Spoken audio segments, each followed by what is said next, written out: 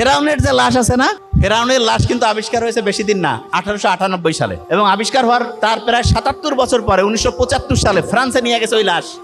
আলাদা পাসপোর্ট দিছে, ও সম্মান করছে ফেরাউনকে, আলাদা পাসপোর্ট করে তাকে ওখানে নিয়ে গেছে। ফ্রান্সে নিয়ে যাওয়ার পরে ওর লাশ কাটাছেড়া করলো।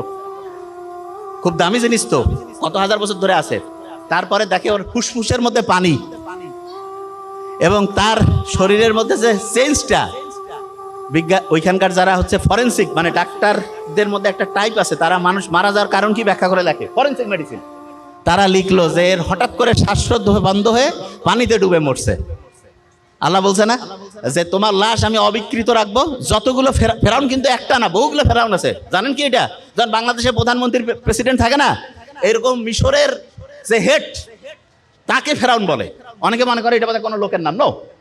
তো ওই যে ফেরাউন, সেই ফেরাউন যেটা ওই যে ফ্রান্সে নিয়ে গিয়ে পরীক্ষা করে দেখা গেল সে অবিকৃত অবস্থায় ছিল। অন্য সবগুলো ফেরাউনের কোনো না কোনো জায়গায় ডিস্টার্ব হয়েছে, কিন্তু সে একদম যে অবস্থায় ছিল ঠিক সেই অবস্থায়। আল্লাহ বলছে না যে আমি তোমাকে অবিকৃত রাখবো, ভবিষ্যতের জন্য দৃষ্টান্ত করবো, ঠিক সেটাই করছে। ওই যে পিরামিড, সেই পিরামিডের ভিতরে পাওয়া গেছিল হচ্ছে আপনার ওই যে ওই জিনিসটা, ওই বক্সটা। এবং ওই বক্স পাওয়ার পরে ওইখানে দুইটা যে চিঠি, দ্বিতীয়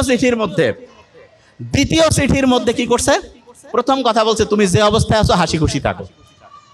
এই যে নোবেল বিজ্ঞানীরা যে বললো মানুষের বেঁচে থাকা এবং ভালো থাকার জন্য সবচেয়ে দরকার, ওই কথাটা কি ছিল? এইটা না, যে হাসি খুশি থাকো, যে অবস্থায় আসে শুকরিয়া থাকো। দ্বিতীয় কথা কি ছিল?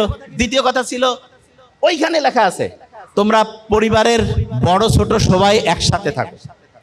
আমরা যে এখন এই যে যত রকমের সোশ্যাল, এই যে কি বলে এটার নাম, সোশ্যাল মিডিয়া হ্যান ত্যান যে আছে, এগুলোতে যে অ্যাডিক্টেড, এটার বড় কারণটা কি? বড় কারণটা হচ্ছে ফ্যামিলির আব্বা আম্মা ভাই বোন, তারপরে দাদা দাদি নানা নানি চাচা চাচি, এই যে বড় ফ্যামিলির যে সত্যিকারের ধারণা, এটা কি আছে?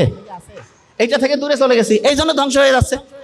এখন এই দুইটা যদি আমরা ঠিক করে ফেলি, তখন আপনার ব্রেইনের লাস্ট কথাটা বলবো। ব্রেইনের লাস্ট কথাটা কি সেটা একটু বলি।